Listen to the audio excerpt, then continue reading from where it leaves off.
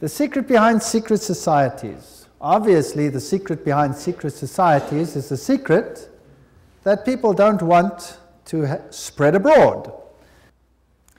Revelation 17:4, and the woman was arrayed in purple and scarlet colors, and decked with gold and precious stones and pearls, having the golden cup in her hand, full of abominations and filthiness of her fornication.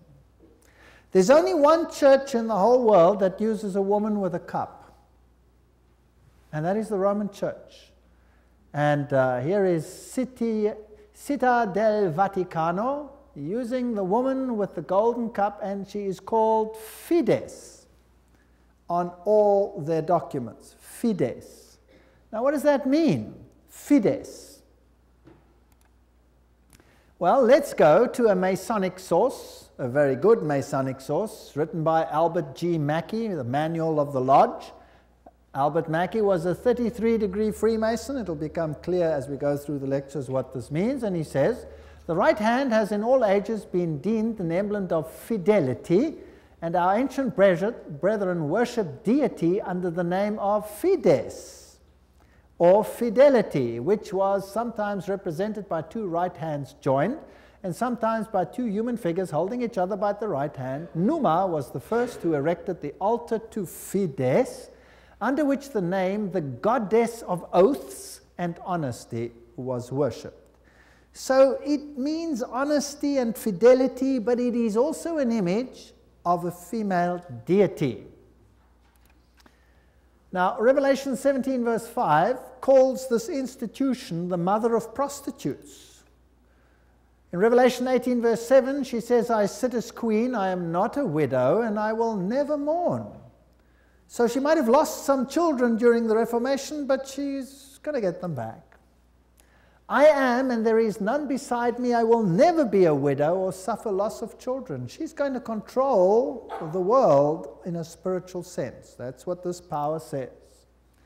Now, it's interesting that the Vatican has just recently, September 5, 2000, issued this encyclical, Dominus Iesus, where she says, other churches are no sisters of ours, the Vatican insists. It must always be clear that the one holy Catholic and Apostolic Universal Church is not the sister, but the mother of all the churches. Cardinal Ratzinger said that. He's the head of the Inquisition.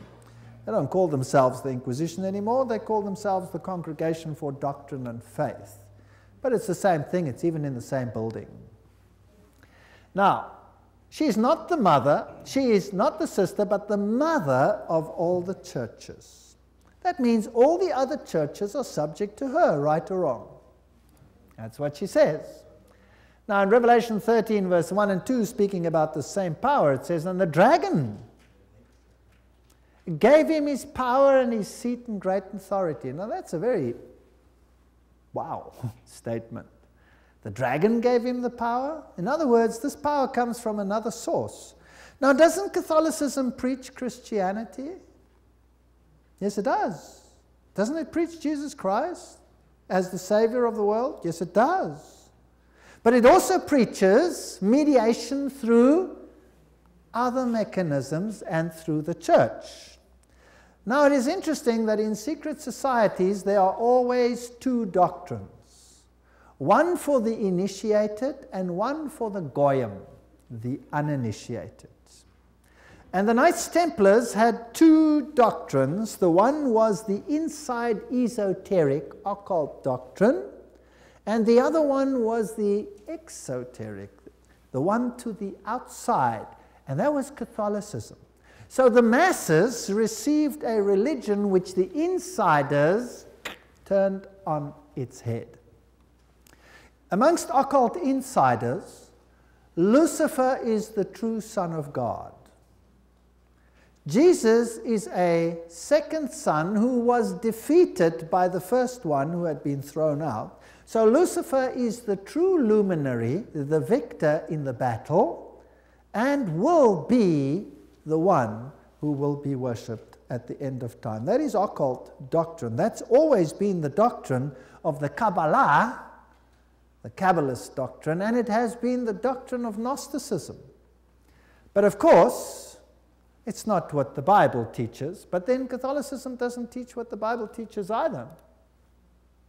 Revelation 17, verses 12 to 14, talks about 10 horns you saw are 10 kings who have not yet received the kingdom, but who for 1 hour will receive authority as kings along with the beast.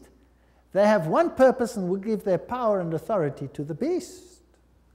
And they will make war against the Lamb, but the Lamb will overcome them because he's Lord of lords and King of kings, and with him will be his called, chosen, and faithful followers. Now we're going to deal with the whole chapter of Revelation 17 at a later stage.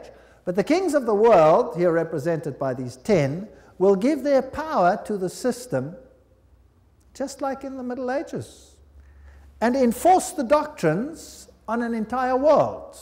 Very interesting. This will be this beast from the bottomless pit. Now, Gary H. Carr, in his work En route to global occupation, puts it this way. He says there were the ancient mystery religions which come from Babylon, and they were pantheistic, of course, which means God is in nature, God is in everything, which in effect makes us God then too. This was inculcated in Kabbalism, was taken over in the Christian era in what is called Gnosticism, and the Knights Templars were the inner secret core that had the ancient knowledge of the mystics. This was carried further through Rosicrucianism, Freemasonry, and the Illuminati, which, according to Gary Carr, controls Marxism, American European secret societies and political societies, international banking, and the World Council of Churches. Now that sounds very strange. Is the World Council of Churches controlled by Freemasonry? We'll have to look into that in some detail. Then, of course, you have the entire New Age movement, the Theosophical societies, the many cults, and all these things are all controlled by this mechanism to make null and void the doctrine of salvation in Christ alone. That will be the final battle. And in order to achieve this, this woman has concealed herself and has hid herself in a garb of Christianity. And people receive the Goyim doctrine and do not know what the inner core doctrine is. That is quite something. Well, if we look at 1 Chronicles 16, verse 26, for all the gods of the people are idols, but the Lord made the heavens, tells us that idolatry is quite something that's rife on the earth. And Nimrod, the Lord of heaven, Tammuz, the pagan Messiah, and Semiramis, the queen of heaven, these find their origin in Babylon. And if you go through all the religions that were propagated in Lebanon, Phoenicia, Babylon, Assyria, Greece, Rome, Egypt, India, China, Mexico, Scandinavia, you have only this same picture under different names. Baal, Tammuz, Ashtoreth, El, Bacchus, Astarte, Belus, Tammuz, Rhea, Ishtar, Ninus, Hercules, Beltis, etc., etc. In Egypt, Ra, Osiris, or Horus, Isis, Hathor, India, Vishnu, Krishna, Isi, or Devaki, and so on and so on. Now, Romanism, the Roman Church, has taken this Trinity and made it Father, Mother, Child, which means that they must elevate the female to the point of deity. And we'll see how they did that and how they are doing that with the sanction of the Pope. So the true Trinity and the Roman Catholic Trinity are two different things. For the Goyim, it's Father, Son, and Holy Spirit. For the inner circle, it's Father, Mother, Child, which is none other than Baal, Tammuz, and Ashtoreth, if you want to take it back to those times. Jupiter is the god who is worshipped under Petrus, the rock. And Ubi Petri, where Peter is, there is the church. So here's another rock which takes the place of the true rock. Christianity and the secret societies, we could just summarize it as follows. The old Babylonian religion gave rise to Kabbalism. Via the Essenes and others, Gnosticism came into existence, and Gnosticism was founded by Simon Magus. This comes from no other source than History de la Magie and by Eliphas Levi. Wow, that's a high Masonic source. So Gnosticism, founded by Simon Magus. Then this Gnosticism, with its secret doctrine, was eventually, over time, through many intermediary organizations, carried over to the Knights Templars. And the Knights Templars were a group of a Roman Catholic order, if you like, that were set over the temple site to protect it. And they had strong links to Islamic societies, the Ismailis, the Karmatites, the Fatimites, the Druzes, and the Assassins. And these are very, very interesting, and we'll be dealing with them when we talk about the Islamic connection, what the secret societies actually teach. Just like the Templars had two doctrines, one for the Goyim, the uninitiated, and one for the insiders, and the two diametrically opposed to each other, so the secret societies of Islam do exactly the same thing. But that's another lecture. Now the Templars, they had their secret inner information inculcated in the Rosicrucians and the Jesuits. The Jesuits, again, formed and created Freemasonry. And Freemasonry was created as the Protestant arm of the Roman Catholic Church. Unbeknown to them, beguiled, fooled, if you like, into doing the work that Rome wanted them to do, so that Rome could sit in the background while Freemasonry did it for them. And then it wasn't them, it was them. And it was mainly Protestants that were doing it, and not Rome. Very clever. Very, very clever indeed. So now let's have a look at these Knights Templars. Here are some of the representations. This is Desmaloy, the founder of the, or not the founder, but the leader at the time of its dissolution of the Knights Templars.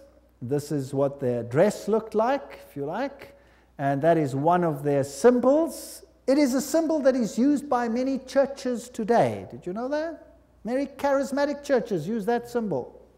That's fascinating. And Jehovah's Witnesses use that symbol as well. We'll come to that in another lecture. Now let's have a look at what Nestor Webster, Secret Societies and Subversive Movements, has to say about the Templars. We're not going to read it all, but you can always, if you get the video, stop the quote. In the year 1118, 19 years after the First Crusade ended with the defeat of the Muslims, the capture of Antioch and Jerusalem, these groups were founded that were eventually established as the Templars, and they presented them with a house near the site of the Temple of Solomon, hence their name, Knights Templars. And they became very famous and a very powerful order which controlled all the finances, the financial world. They were the banking elite of the world, if you like. And then in the year 1128, the order was sanctioned by the Council of Troyes and by the Pope. It was a Roman Catholic order within the church. Now, some years later, October 13, 1307, this order was officially brought to an end by the King of France because it had come to light what they were doing, so it was said. The King of France, Philippe le Bel, had the Templars arrested, and the date was Friday the 13th, October 1307, and since that day, Friday the 13th is a day of bad luck for the entire world. And the charges brought against them were: the ceremony of initiation into the order was accomplished by insults to the cross and the denial of Christ, and gross obscenities. Gross obscenities. There were all kinds of things reminiscent of Sodom that had to take place there. The adoration of an idol, which was said to be the image of the true God, and that was Baphomet, this symbol over here of the androgenic male-female deity. The omission of the words of the consecration of the Mass, the right that the lay chiefs amongst themselves giving absolution, and authorization of unnatural vice. So they had to to curse the cross, trample upon Jesus, swear allegiance to Baphomet, and sanction this with unusual vice. That's a pretty serious crime in those days, so he was sentenced to death. But the order actually didn't disappear. The Pope was very reluctant to say that it was so. Masonic ritual includes references to the Knights Templars. For example, here, Secret Societies and Subnervous Movements says, several knights who had set forth the rescue of the holy places of Palestine from the Saracens formed an association under the name of Freemasons, thus indicating that their principal desire was the reconstruction of the Temple of Solomon. And you hear a lot about the reconstruction of the Temple of Solomon today, and the story of Israel and all those interesting things. Now let's go a little bit into some of the history. I'm taking you to this beautiful palace. Where do you think it is? It's in Jerusalem, and it's Notre Dame Vatican. And this is where the Pope has his representation in Jerusalem. It's a palace for a king. There's the Vatican flag flying outside, and there's even a whole lane where you have some interesting papal artifacts. Now in Jerusalem, I went to look up the site of the knights.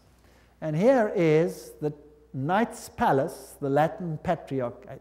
This is where the Knights Templars originally had a site, and the Knights of the Papacy now control this area. This is their symbol that they use. That is also the Knight's shield, which is used by many religions today. The Rema Church uses that symbol, for example. These are the eternal warriors. That is the symbol that they use. There they are they kiss the Pope or the Patriarch's ring. They are knighted just like knights, and they knight highly prominent bankers and individuals such as that. Inside this church, you have, of course, the statue of Jupiter as Peter. Notice that the foot is well kissed. And I didn't want to kiss the foot, so I just stood there. And it is a very important church because both Pope Paul VI and Pope John Paul II visited this church, which is, of course, highly symbolic, and there are the plaques. And the Latin Patriarch, the Knights Palace. If you go inside, there's this interesting altar. And as you look at the altar, you'll see certain figures over here. This one over here is very interesting. Let me get it a little bit closer. And what do you see? You see the double-headed eagle, which is also the symbol that is used in Freemasonry. So there it is on the altar of the knights. And what is there on this side? Two swords held like a compass. Fascinating. So there are many, many Masonic figures in here. The tail feathers and the feathers of the eagle, very reminiscent of what you have, for example, on the back of the dollar, and all those other interesting symbols of the circle with the triangle and the sun around it. And the inheritor of the Templar nuance are the Jesuits. Now the Jesuits, of course, are the ones who behind the scenes control many things. They were founded on the 15th of August, 1534 by Ignatius Loyola and were sanctioned by the Pope on the 27th of September, 1540. So they were created, as it were, to stand against the Reformation. They were designed to destroy the Reformation. Loyola wanted the order to be champions of Catholic unity, and of course submission to Christ's vicar, the Pope, was absolutely essential.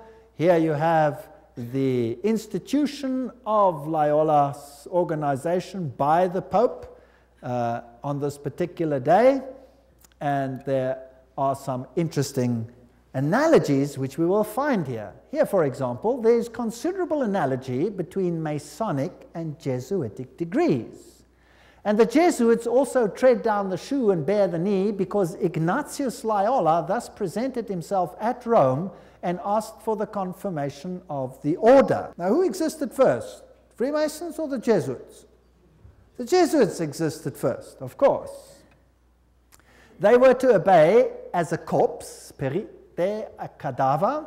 The reconstitutions repeat 500 times that one must see Christ in the person of the general, and even if God gave you a dog, you must obey him as though he were Jesus Christ himself. Loyola's statue in a Jesuit retreat, Loyola in vision, the Society of Jesus constituted in the Chapel Notre-Dame, Notre-Dame, 1534, now the Chapel of the Sacred Heart in Paris. Many, many occult incrustations. And this is the famous Jesuit oath that each Jesuit makes when he becomes a Jesuit. Now, it'll tell us something about the character of the Jesuits.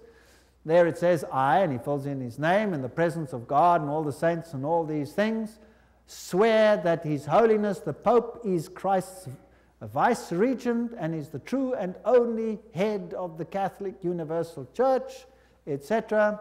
It also says here that this power was given by the Savior, Jesus Christ. He has power to dispose heretical kings, princes, states, commonwealths, governments, all being illegal without his sacred confirmation, and that they may safely be destroyed.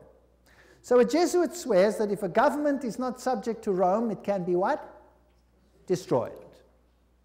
I further declare that I will help and assist and advise all or any of His Holiness's agents wherever I shall be, and do my utmost to extirpate the heretical Protestant or liberal doctrines. Liberal doctrines are doctrines where you decide what you believe. You take the liberty of making your own choice rather than allowing the Pope to do it for you.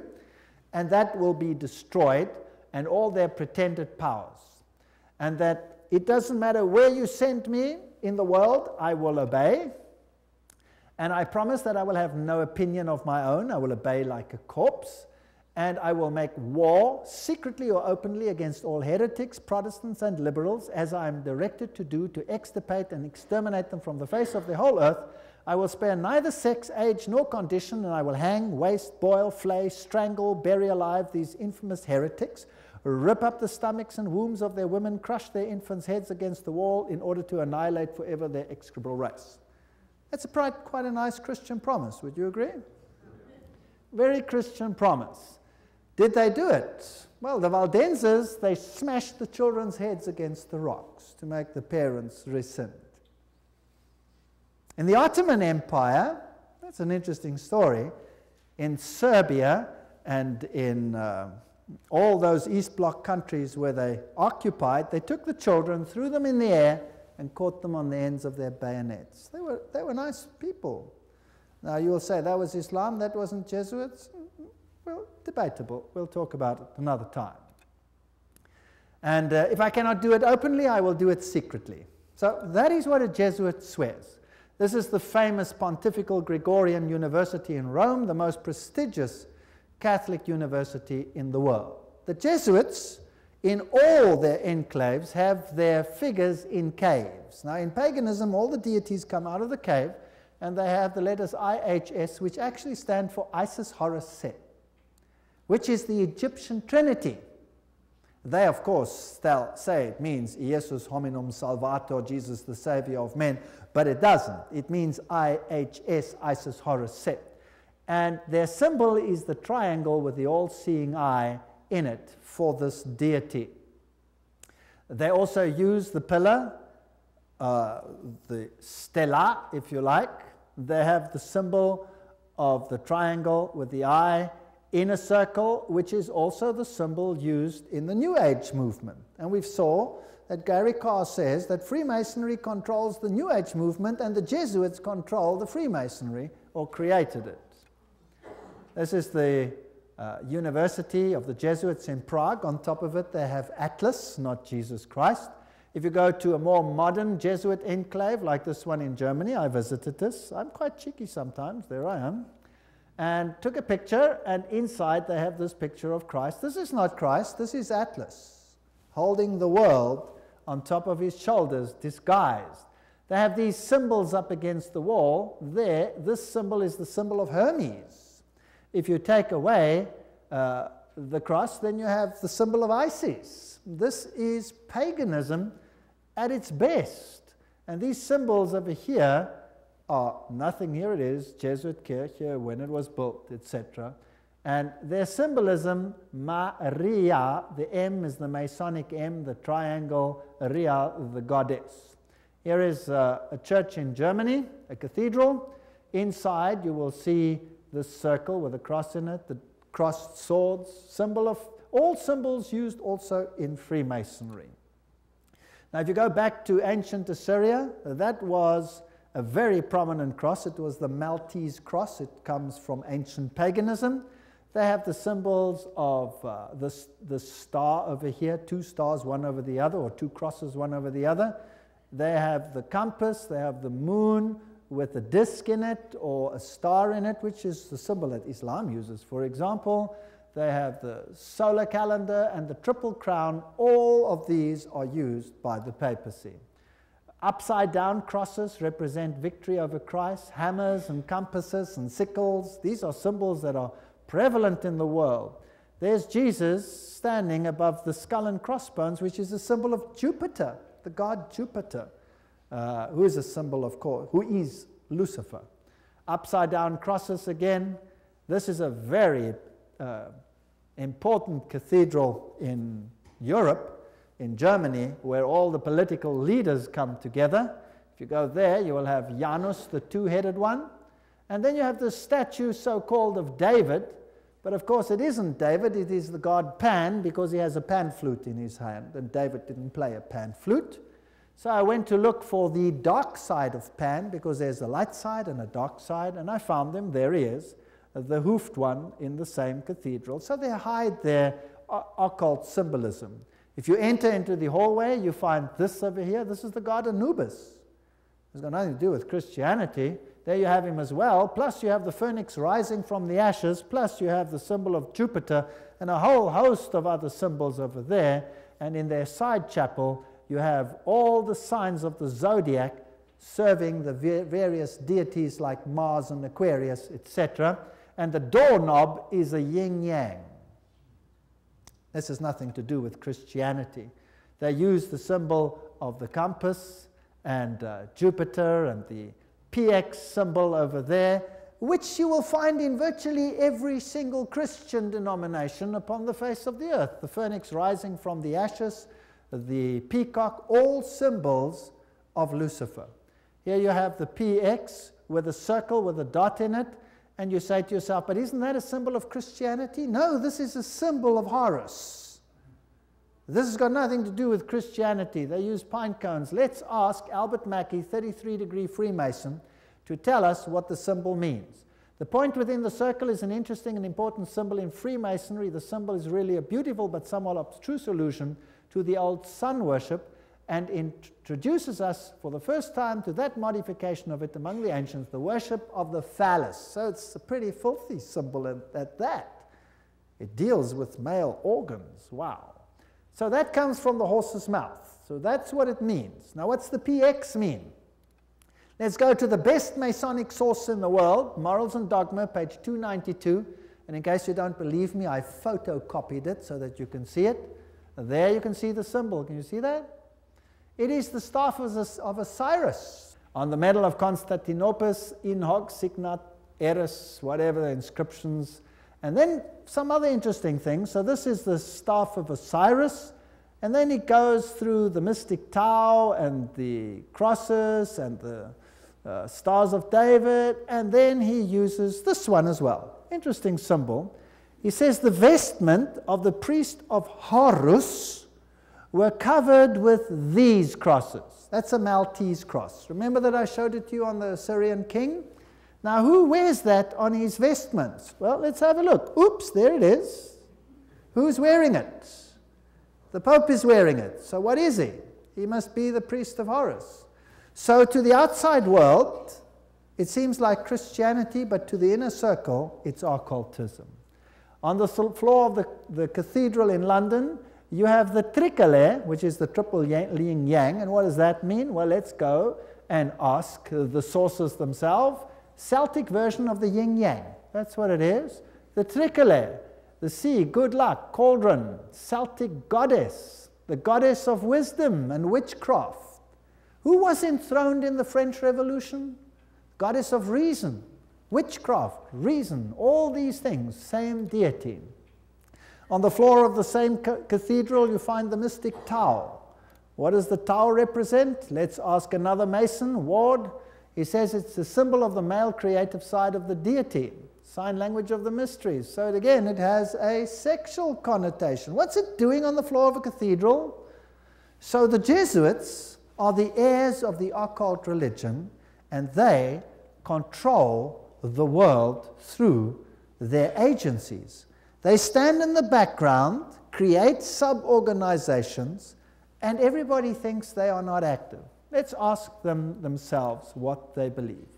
Here is the history of the generals of the Society of Jesus. These are all the generals, starting with Ignatius Loyola. They're all listed down there. We don't have to go through them all the way through to the present one that rules now, whose name is Peter Hans Kolvenbach. Nice German name. It's interesting that the Germans are very prominent in this.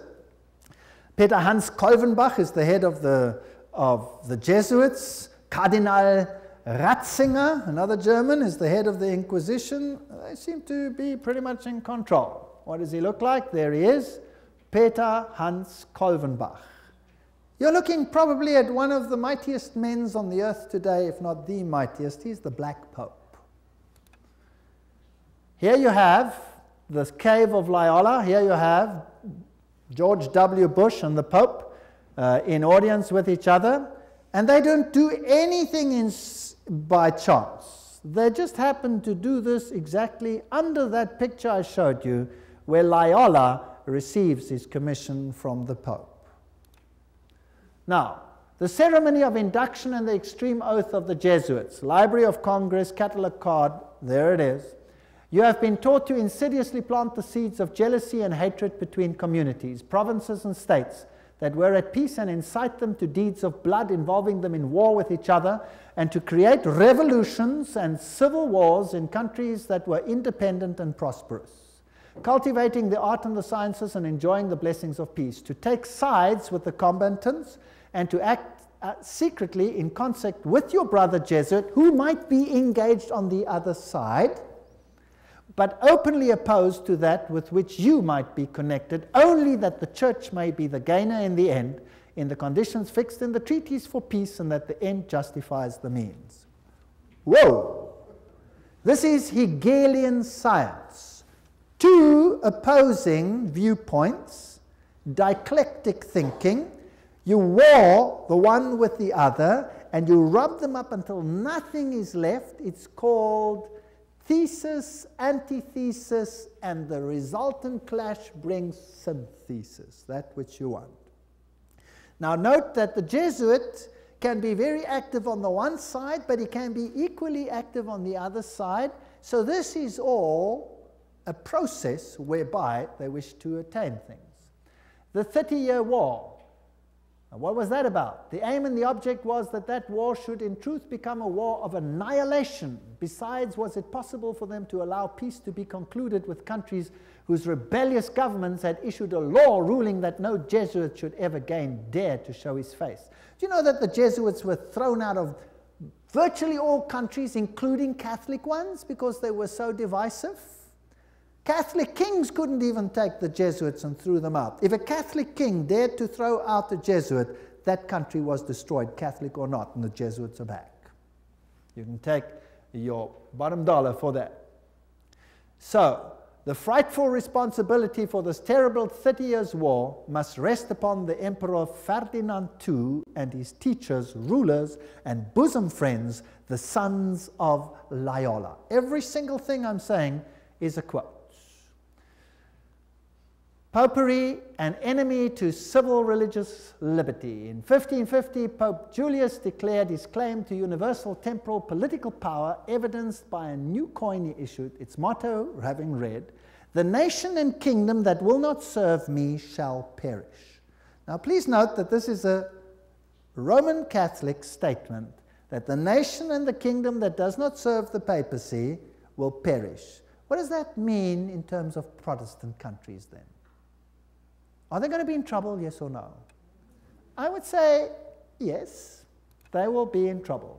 Thomas Aquinas, the great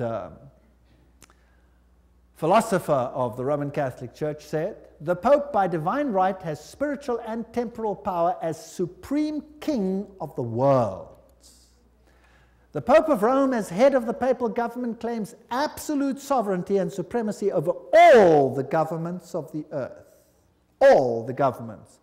All these quotes are highly potent quotes. There is nothing mediocre in these quotes, and they come from the highest sources. The right of deposing kings is inherent in the supreme sovereignty which the popes as vice-regent of Christ exercise over all Christian nations. Cardinal Henry Manning, 1892, he was Archbishop of Westminster. So, he is in control of all nations of the world. Now, it's interesting that the Bible tells us that these words were put on the Christ's cross at the crucifixion. Jesus of Nazareth, the King of the Jews. You read that in John 19:19.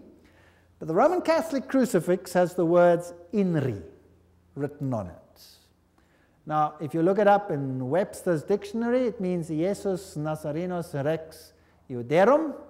But in the extreme oath of the Jesuits, "INRI" means something totally different. It means "Iustum necare reges impios," which means it is just to exterminate or annihilate impious or heretical kings, governments, or rulers. That's an interesting point. Now, another thing that they want to do is destroy Protestantism. We cherish at the bottom of our hearts this principle that whatever does not unite with us must be annihilated. And we hold ourselves ready to make, as soon as we shall have the means, an energetic application of these principles. Protestantism is already wearing out and sinking to decay. Yes, we are destined to insult its last agonies, to march over its broken skeleton and scattered bones. Oh, let us hasten this dissolution by our strong and united efforts. Then already, they wrote, Protestantism is becoming decomposed, and we are gaining men of note. This is extracts from The Secret Plan. Those are the worst of the Catholics, the Inquisitors, the Jesuits. They are simply the Romish army for the earthly sovereignty of the world in the future, with the Pontiff of Rome for emperor.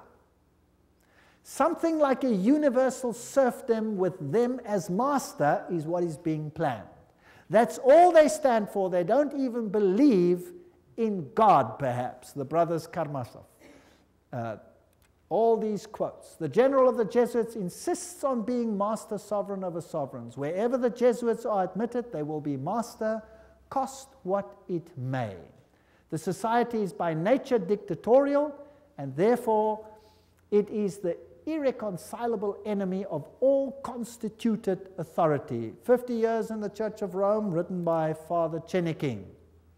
Ignatius Loyola says himself, the power of the general will be so unlimited that should he deem it necessary for the honor of God, he shall even be able to send back, or in another direction, those who have come direct from the popes.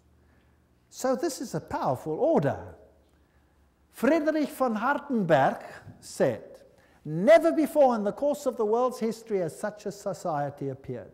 The old Roman Senate itself did not lay schemes for world domination with greater certainty of success. They want world dominion, with the Pope enthroned as the universal ruler. The Roman Catholic Lafayette said, it is my opinion that if the liberties of this country, the United States of America, are destroyed, it will be by the subtlety of the Roman Catholic Jesuit priests, for they are the most crafty, dangerous enemies to civil and religious liberty. They have instigated most of the wars of Europe. These are prominent people speaking. Morse, he's the founder of the Morse code, the inventor of the Morse code. He said, and who are these agents? They are for the most part Jesuits, an ecclesiastical order proverbial through the world for cunning, duplicity, and total want of moral principle, an order so skilled in all the arts of deception that even in Catholic countries, in Italy itself, it became intolerable and the people required its suppression. That's another prominent man. Archduke Maximal Francis said, They have so constantly mixed themselves up in the court and state intrigues that they must in justice be reproached with striving after universal dominion. And we could go on and on and on. This is a very interesting one. This is Michelangelo Tamburni, 1720. This is the Jesuit of the general of the Jesuits, the general speaking to the Duke of Brancas, and he said the following: "See, my lord, from this room I govern not only Paris but China. Not only China but the whole world without anyone knowing how 'tis managed." Interesting. This is what the Jesuits themselves had to say. The Pope's confessor has to be a Jesuit. And the Pope himself has to come to a Jesuit to confess. The Vatican Empire, everything I say is a quote. This here is Jean-Baptiste Janssen. He ruled from 1946 to 1964, and he looks like a charming gentleman, very cheerful. But nevertheless, you can see that this photograph was taken from the Saturday Evening Post, 1959, and this is what he is in command of. And now we will want to deal with these issues in the next session. He controls the following secret societies: the Sovereign Military Order of Malta, so he is in control of the Knights of Malta; the Scottish Rite Shrine of Freemasonry; the Order of the Illuminati; the Knights of Columbus; the Knights of the Ku Klux Klan; B'nai B'rith, the Nation of Islam and its private army called the Fruit of Islam; the Mafia Commission, Opus Dei, along with a host of lesser brotherhoods. So each one of those secret societies is controlled by the Jesuits. Persecution of the Catholic Church in Germany has been directed only against those elements which did not entirely submit to the ever-increasing centralization of authority in church and state. So sometimes it looks as if even the Catholics are suffering, but only those Catholic groups that are not totally submissive to this system will be subjugated. Some Catholic orders were actually opposed to the Jesuits. They were killed, they were wiped out. In the French Revolution, the Dominicans had taken over the Inquisition from the Jesuits. Boom, they were zapped. And the Jesuits took it back. Its objective was, and is still, to destroy the effects of the Reformation and to re-establish the Holy Roman Empire of the German nation. A greater Germany, in other words, must be made again the center of a revived Holy Roman Empire. Leo H. Lehman, 1942, an American historian, said that.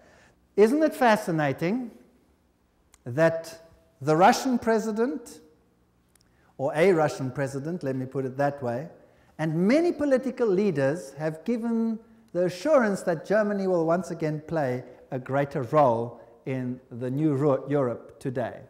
Isn't it also fascinating that it was a Jesuit priest, Father Stempfler, and not Hitler, who wrote Mein Kampf? In fact, you can read it on Mein Kampf itself. Now, the SS used this symbol of the skull and crossbones. What was that a symbol of? Do you remember? It was the symbol of Jupiter, the god Jupiter, the god of death. It's also the symbol of Osiris, who was the god of death. Anubis is just another form of Osiris. He is the god of death. He's the god of the dead. But Jesus says, I am the God of the living. I am not the God of the dead. I'd rather serve the God of the living. The SS was organized by Himmler according to Jesuit order principles. The rules of service, spiritual exercises prescribed by Ignatius Loyola constituted a model which Himmler strove carefully to copy. Absolute obedience was the supreme rule. Every order had to be executed without comment. Every single statement is being read from a reputable source. Again, in that wonderful book, The Great Controversy, we get an idea of the Jesuits. Throughout Christendom, Protestantism was menaced by formidable foes. The first triumphs of the Reformation passed, Rome summoned new forces hoping to accomplish its destruction. At this time, the order of the Jesuits was created. Notice what this quote says.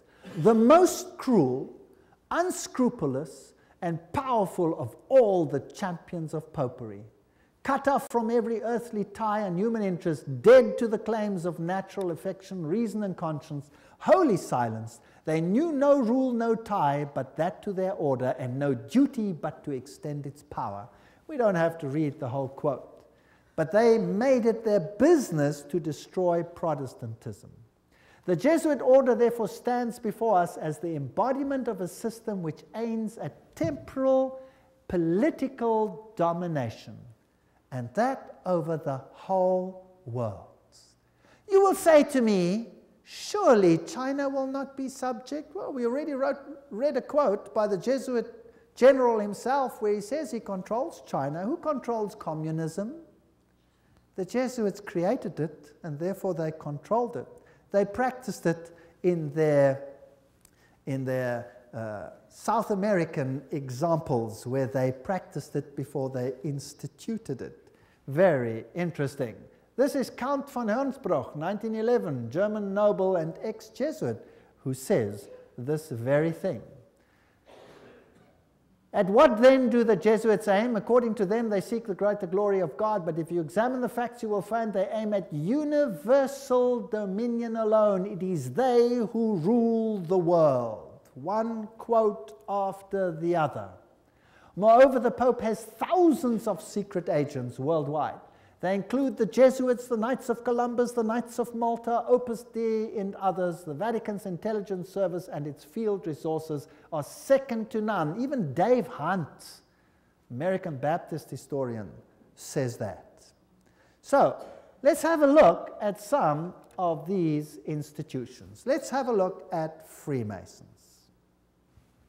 The Grand Design Exposed says, the truth is the Jesuits of Rome have perfected Freemasonry to be their most magnificent and effective tool, accomplishing their purposes among Protestants. Now surely the members of Freemasonry themselves must be deceived, because if they saw it, they wouldn't do it, right? So actually the order is being used and they themselves are deceived. And only within the order, higher up, are those chosen ones who know, and they are controlled by the Jesuits for Rome. Very clever. Very clever. To make Protestantism do what you cannot do openly because you have been fingered by Protestantism as the Antichrist. So this is very interesting. This is a Templar fortress and a church on the island Mallorca, Spain. And there again you have the double-headed eagle, and you can go to virtually any church on that island and you will find the double-headed eagle over the altars of these churches. As I've said, Adam Weishaupt was the father of Jacobinism, and he is the one who is also the founder of the Illuminati. From the Jesuit college at Ingolstadt, it is said to have issued the sect known as the Illuminati of Bavaria, founded by Adam Weishaupt. Its nominal founder, however, seems to have played a subordinate, though conspicuous role in the organization of the sect. You see, again, they use a front and a front and a front.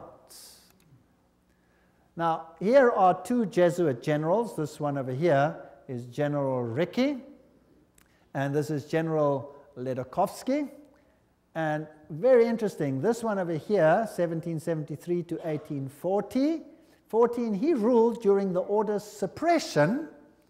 Now notice this, the Vatican itself suppressed the Jesuits, between 1773 and 1814. What happened to the Vatican in that time? There was a mortal wound, and the Pope was taken into exile and he died. Isn't that correct? So who gave the mortal wound to the papacy? The own order in the own church. Power struggle. And he created, in his time, the Illuminati was created through Weishaupt, and of course is also the father of modern communism, who with his Jacobins conducted the French Revolution. Years later, Jesuit General Ledochowski with his Bolsheviks conducted the Russian Revolution in 1917, and it's identical to the other revolution. And I will deal with that when I give a lecture on revolutions and wars and dictators later in the series. France's greatest authority on the Jesuits, Edmond Paris, said, "The Russian Revolution, by eliminating the Tsar, protector of the Orthodox Church, had it not decapitated the great rival and helped the penetration of the Roman Church? We must strike while the iron is hot." The famous Russicum, Russian College of Rome, is created in 1929, and its clandestine missionaries will take the good news to its schismatic country. 1 century after their expulsion by Tsar Alexander I, the Jesuits will again undertake the conquest of the Slav world. And did the poor Slavic world suffer? They were slaughtered by the millions. History will show what happened there when Stalin, probably one of the greatest mass murderers of all time, did his thing. Frederick the Great, so-called, of Prussia, caused the high degrees of Masonic constitutions of the ancient rite to be revived, and he himself wrote the constitutions under the guide of the Jesuit general. Encyclopedia of Freemasonry, Albert G. Mackey says that himself. Very interesting. And now notice this. This is a source that's unbelievable. This is Isis Unveiled by Blavatsky herself, the author of Secret Doctrine. She says that the rites are the offspring of the sons of Ignatius Loyola. The Scottish Rite and all of these worked under the instructions from the general of the Jesuits. So who controls Freemasonry? The Jesuits, there's no doubt about it. Here, we have confirmed the induction of the Knights Templar Mason into the councils of the said order of knighthood, and hoping and confiding that he will ever be so demean himself as to conduct to the glory of IHS, the most holy and almighty God, and to the honor of the mark we do recommend. There's a ritual in Freemasonry which is totally Jesuit. So the Jesuits control Freemasonry. Here's a Freemason temple, if you like. It's in Oklahoma. There is IHS. This is a Freemason temple. It's a lodge. There is IHS in it. There are still old ladies, male and female, about the country who will tell you with grim gravity that if you trace up Masonry through all its orders till you come to the grand tip-top head Mason of the world, you will discover that the dread individual and the chief of the Society of Jesus are one and the same person. James Patron, American historian. There are many that say these things. Knights of Malta. The Freemasons are in the foreground, while the Jesuits and the Knights of Malta are in the background. The Jesuits control even the Knights of Malta. Now, who are they? Well, they are headquartered in Rome, these knights. They used to be on an island, but besides that, they used to be a military order. They are still a military order. They are knights. They control the banking of the world, the industry of military complexes of the world. They oversee Chase Manhattan Bank with all its branches. They rule all the intelligence communities, the KGB, the CIA, and all of these things to restore the Dark Ages. Everything I'm saying is a quote. I'm saying nothing. Don't accuse me of saying anything. I'm just reading. Who are they? Well, here's the head of the Knights of Malta at the moment in America. This, well, he's dead now. This is Francis Joseph Cardinal Spellman, Cardinals of New York. And their headquarters is St. Patrick's Cathedral, the diocese of the Archbishop of New York. There are the various ones. Here's Terence Cardinal Cook, then was Cardinal O'Connor, and currently Cardinal Archbishop of New York, Edward M. Egan. Now let's have a look who the members of the Knights of Malta are. That should be interesting. Some past, some present. General Alavena, George Anderson, Angleton, Azru, Bertie, Bobs, Bonaparte. Does that name ring a bell? Borges, Bradley, Brady, Pat Buchanan. Does that name ring a bell? James Buckley, Prescott Bush, does that ring a bell? Frank Capra, William Casey, does that ring a bell? CIA, Cisnero, Cooks, Coughlin, Loach, Giscard d'Estaing, does that ring a bell? President of France, Bill Donovan, Alan Dulles, Avery Dulles, Edward Egan, that's of course the Cardinal himself, Franz Egon, John Farrell, Flanagan, Flynn, Gelly, Galen, Gorman, Grace, General Alexander Haig, does that ring a bell? Otto von Habsburg, wow. Konrad Hilton, Heinrich Himmler, he was Knights of Malta. J. Edgar Hoover, FBI, CIA fame. Joseph Kennedy, Ted Kennedy, Larkin, Lehman, Lorenzo, Luce, Henry Luce, founder of all the great magazines and Time magazine and all of them. Great publishing magnate, MacDonald, Manhattan, you name them, all of them. O'Neill, Otis, Franz von Papen, the legate who worked with Adolf Hitler, Perón, Rocco.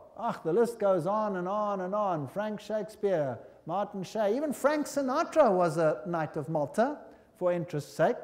So there are prominent men who are Knights of Malta. Now what about the Knights of Columbus?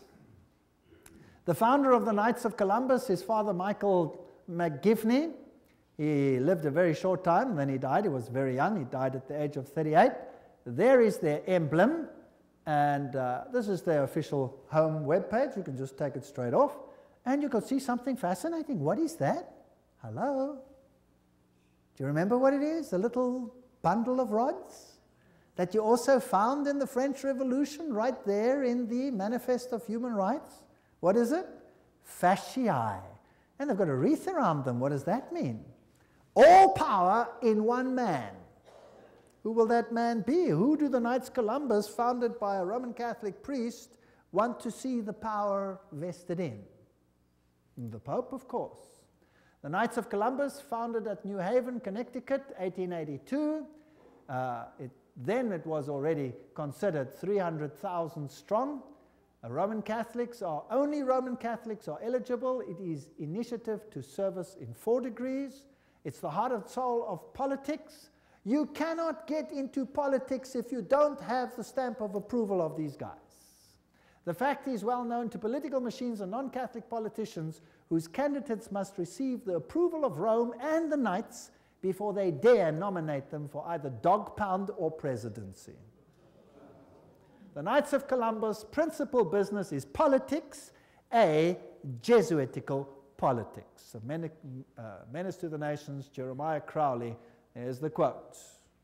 These are serious accusations. There they are, with their fasciae, which will become clearer as we go on, and we can see where we are heading. For today, Rome considers listen to this. Today, Rome considers the fascist regime the nearest to its dogmas and interests.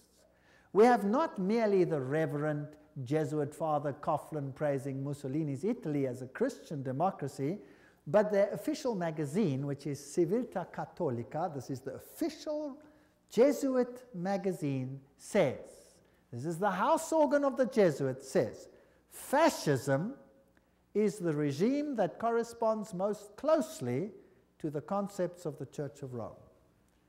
This is scary. Have you noticed lately that there is more and more control? Have you noticed some of these things? Have you noticed that you are being treated more and more like someone who has to bow 20,000 times before the powers? Then there is the organization Opus Dei. Is a semi-secret religious lay order with paramount objective is total support of the papacy. And these people walk around with clamps that tear into their flesh so that they have constant pain with every movement to remind them of their obligation. And they have high members, like presidents, for example, of Portugal is an Opus Dei member. Then we have the Skull and Bones organization. And who are they? Well, they have this interesting skull and bones. What does it represent? You know that by now. Jupiter, and they have the number 322. If you look up Genesis chapter 3, verse 22, you will find, now man has become as like one of us, knowing good and evil, raising man to the level of deity. This is Yale University, the place where they are. Now let's consult one of the greatest authorities on skull and bones. That is Anthony Sutton. Let's ask him who he is. Educated at the Universities of London, Göttingen, California, former research fellow at the Hoover Institute, Stanford University, as well as economics professor of California State University. He had the guts to speak out and write a book, and it cost him dearly. But nevertheless, let's quote him. There is the book, Anthony Sutton, America's Secret Establishment, An Introduction to the Order of Skull and Bones. So that I don't say it, let's quote it. Skull and Bones, it's over, it's Bush. Bush won the election. Let's watch this video. Yale University, the scions of America's first families confess their sexual exploits from a gruesome coffin. In a smoke-filled room, a handful of power brokers manipulate the global economy. These are the purported activities of some of America's secret societies, groups with names like Bilderberg, Skull and Bones, and the Trilateral Commission. The Skull and Bones Society is founded in 1832 by 15 seniors at Yale University in New Haven, Connecticut. They establish a secret society with rules and rituals that remain unchanged to this day. The Skull and Bones initiation ceremony is said to be held in April in the tomb's basement. One distinguished member serves as master of ceremonies. Once enrobed, he is known as Uncle Toby. The shortest senior is appointed Little Devil and dons a satanic costume. A bonesman with a deep voice is dressed as Don Quixote. Another is dressed as the college's founder, Elihu Yale. Still another is given papal vestments. It would all be funny if it weren't for the fact that among the former bonesmen are 3 presidents: William Howard Taft, George Bush, George W. Bush, numerous senators and ambassadors, industrialists like William Whitney, CIA agents, State Department officials, and publishing magnate Henry Luce. Absolute secrecy is also required. In his 1999 autobiography, George W. Bush devotes just one sentence to his membership in Skull and Bones. Quote, "My senior year, I joined Skull and Bones, a secret society so secret, I can't say anything more." The secrecy, according to some researchers, is there to protect the fact that Skull and Bones funnels its initiates into positions of power and influence. The best-known bonesman is ex-President George Bush, who, according to tradition, is supposed to avoid admitting he's a member. Mr. President, are you a member of Skull and Bones? American Journal got a similar response when we recently asked George Bush Jr., the governor of Texas, about his membership. Does it still exist? I mean, the thing is so secret, I'm not even sure it still exists.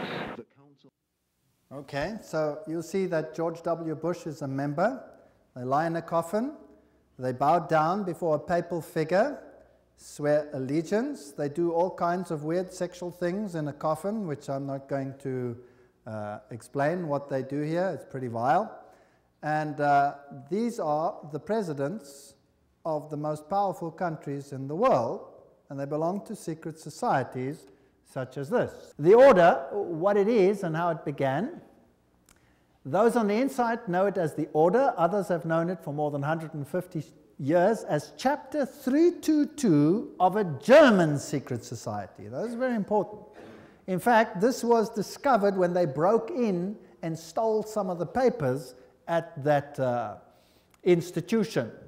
It is officially known as the Russell Trust of 1856, or as the Brotherhood of Death, because they serve the god of death, who happens to be Anubis, if you like, Osiris, if you like, or Jupiter. The American chapter of the German order was founded in 1833 at Yale University by General William Huntington Russell. And Taft, the only man to be both President and Chief Justice of the United States. Interesting. Now, the German order, what does this actually mean?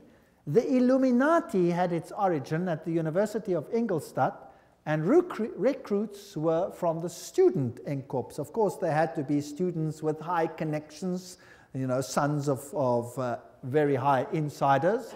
The order had its origin in Yale in 1833, but Skull and Bones is a chapter of a German secret society.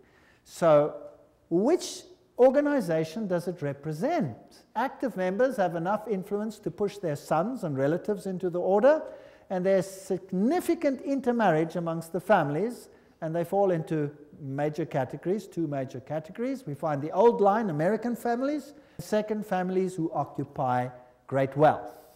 When he's initiated into the order, he says, tonight he will die to the world and be born again into the order, as he will henceforth refer to it. The order is a world unto itself, in which he will have a new name, and 14 new blood brothers also with new names. Now, there's also a British chapter which was established at Oxford University and All Souls College, and the British element is called the Group. So the Skull and Bones is not the only one. You have the Group, and then you have a European order as well. So the Group links to the Jewish equivalent through the Rothschilds, the Inner Circle, and so there is a worldwide secret organization which has the highest individual in industry, government, all facets of life. And they actually are the most prominent rulers in the world today. And if they are a chapter of a German society, then they are the Illuminati. And George W. Bush said that there are 1,000 points of light illuminating the world at the moment. It's interesting that the order writes many constitutions. The members write constitutions. For example, Archibald MacLeish, who is a member of Skull and Bones, or was, he wrote the constitution of UNESCO. Now, we're going to have to deal with UNESCO and find out what it's about. Churches, the Union Theological Seminary is under the control of Skull and Bones. A very interesting seminary. We'll deal with these in more detail in another lecture. Major establishment of law firms, communications and industry, the Federal Reserve, and all of these are controlled by the order. This is how Chapter 322 operates. There's a central inner core. Notice that this is actually the all-seeing eye, the wedge of the eye, but that's something else. There's an inner core, there's an inner circle, there's an outer circle, there's an Atlantic Circle, the Bohemian Club, notice there, Bohemian Club, part of Skull and Bones, Pilgrim Society, Penumbra Order, Chapter 322 of the Order, the Trilateral Commission. That's how it's put together. You could basically put it this way: Council of Foreign Relations, United Nations, Bilderbergs, Club of Rome, Royal Institute of International Affairs, and the Trilateral Commission, with the Illuminati controlling everything on the inside, forming basically the Round Table. Now, you saw that the Bohemian Club is part and parcel of the issue. Now, what is this Bohemian Club? Well, here's the Bohemian Grove. The August 2, 1982 edition of Newsweek reported, this is just another quote, the world's most prestigious summer camp, the Bohemian Grove, is now in session 75 miles north of San Francisco. It's in a forest. It's a fortress.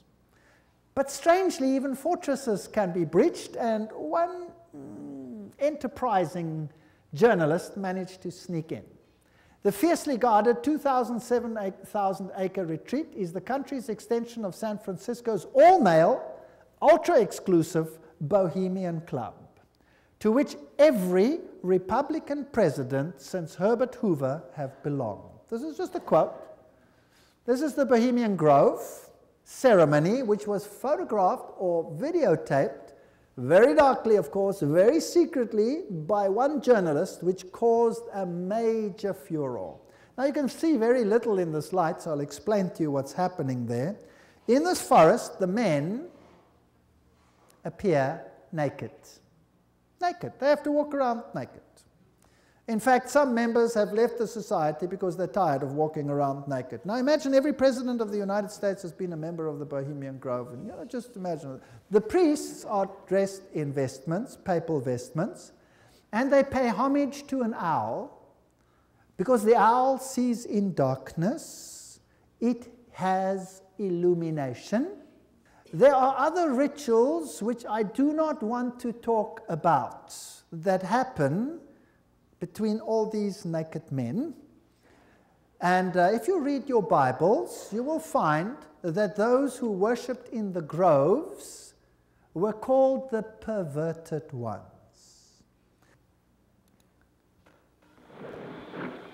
There's the papal vestment. All is in his leafy temple. Let all within the grove be reverent before him. Lift up your heads, O ye trees, and be ye lifted up, ye everlasting spires. For behold, here is Bohemia's shrine, and holy are the pillars of this house. There's the owl. For beauty is eternal, and we bow to beauty everlasting. For lasting happiness, return to one alone, and she surrounds you now. Great nature, refuge of the weary heart. We bow to one alone, great nature. She is ever faithful. Other friends may fail, so must ye come as children. Little children that believe nor ever doubt her beauty and her faith. Bohemians and priests, our funeral pyre awaits the corpse of care.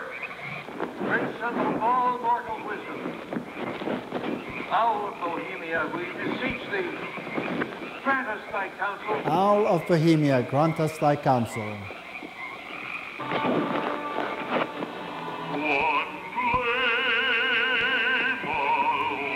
Well, that's just a part of the ritual, which shows that it is nature worship.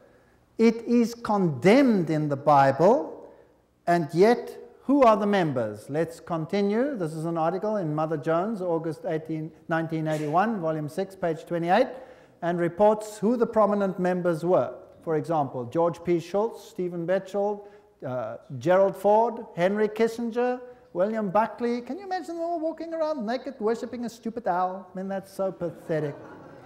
Fred Hartley, Griffin, Haywood, Coors, Teller, Ronald Reagan, Clausen, George Bush, William French Smith, etc., etc., etc. It is pathetic.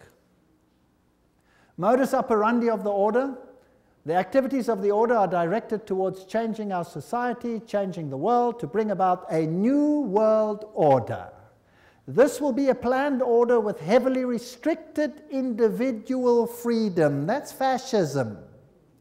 And I will show you the papal encyclicals that will make your hair stand on edge as to what is going to happen all over the world. And believe me, I live in a country where it's being implemented. And you can see it happening every single day. It is scary. But you don't have to be afraid if you know why it's happening. If you do not know why it is happening, you will despair, and there are thousands who are putting bullets through their head because they cannot tolerate it. 4,000 farmers driven off the land and murdered in my country alone. They lose everything, they lose hope, they put bullets through their heads, they wipe out their entire families because it's better for them to die than to live with it. And you know what? You give a lecture like this and you show what's behind it and why it's behind it, and guess what? They get hope. Because they see it's not just them and not something they don't understand. Once they start understanding the bigger picture, they gain hope. And they say, wow, so it's not really the end for us, because this is simply the sign that Jesus is coming soon. And there will be a better kingdom. Let us give our lives to Jesus Christ, because this world has nothing to offer. And they get hope. No constitutional protection if you go against it. They control education. I'll show you how in the lectures. Money, law, politics, economy, history, psychology, philanthropy, medicine, religion, media. There is nothing that they do not control. And remember, they are neither left nor are they right. So if there are right-wing parties and left-wing parties, they control them what? Both. That's the Hegelian principle. That's Hegelian logic.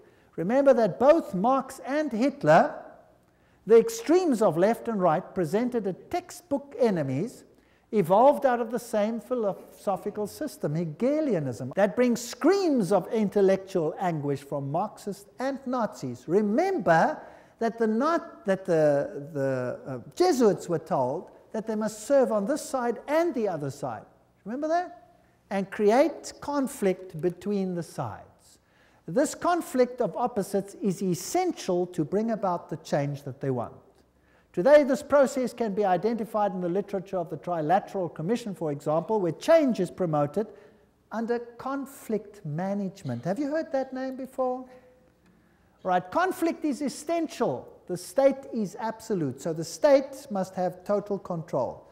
That means the people must relinquish their rights to the state. Do you see that happening in the United States at the moment? Absolutely. So the state requires complete obedience. An individual does not exist for himself in these so-called organic systems, but only to perform a role in the operation of the state. That's exactly what it was like under Nazism. Here's Hegel. The two, Hegel and Kant, are the philosophers behind the system. I was stunned. I was in Europe 4 weeks ago, in Germany, and the leaders, the presidents of Germany, went down and put down wreaths in front of these people's graves and said, their philosophy has made the new Europe possible. They honored them. What a terrible, I would almost say satanic, well, why not just say it, philosophy. The Illuminati principle that the end justifies the means is also the principle of the group and the order, which is skull and bones. That means you can do anything, no matter how dastardly, as long as you achieve your aim.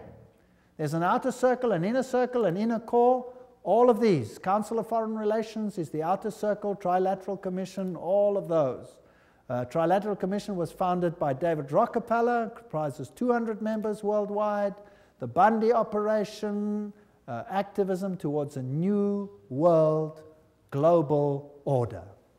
George W. Bush, who was a member of Skull and Bones, remember, says that it's a big idea, a new world order where diverse nations are drawn together in a common cause. Only the United States has both the moral standing and the means to back it up. So do you think they're trying to get all the countries of the world to come into this system, yes or no? Do you think it's possible that they are giving their power to a woman who rides them? Does it look like it? Who controls them? The Jesuits. And who do the Jesuits say all power must be under? The Pope. Isn't that correct? All right. So who do you think would clamor for a new world order more than anyone else? Maybe the Pope. Wouldn't that be interesting? Well, here he is. New international order urged for the sake of peace. When? January 3, 2004. His whole New Year's speech was dedicated to asking for the implementation of the New World Order. Vatican City, January 1, 2004. John Paul II started the new year by insisting that peace is possible and thus a duty, and he called for a new international order. CNN, what did that have to say? Pope calls for a new world order. Thursday, January 1, 2004. Vatican City, Pope John Paul rang in the new year on Thursday with a renewed call for peace in the Middle East and Africa and the creation of a new world order based on respect for the dignity of man and equality amongst nations. What did he say? This year, Pope John Paul directed his thoughts to the continuing conflict around the globe, but he stressed that to bring about peace, there needs to be a new respect for international law and the creation of a new international order based on the goals of the United Nations.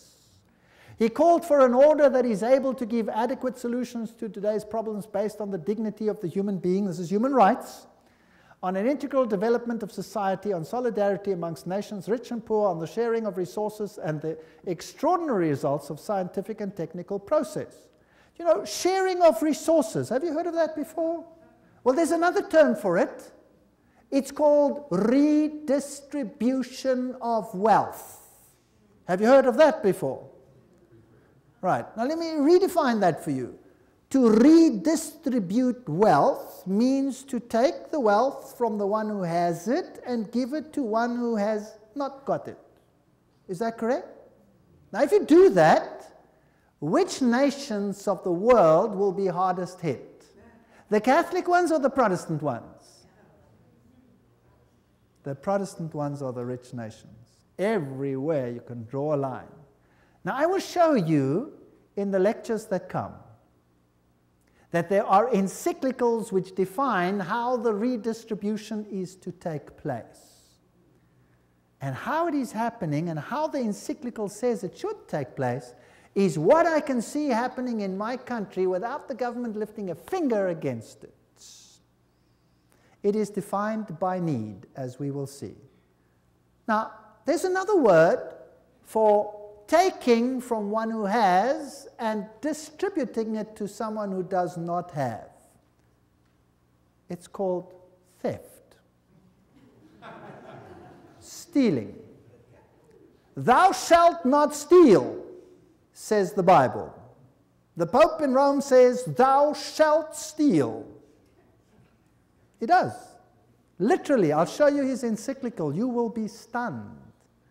This New World Order is going to be an exciting place. I don't want much part of it. Fortunately, my God says, my kingdom is not of this world. If it were, they would fight for me, but it is not of this world. My kingdom is up there.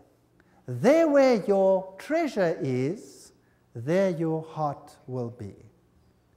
I have managed, because I live where I live, to loosen myself from that which I own, because I know that it means nothing anymore.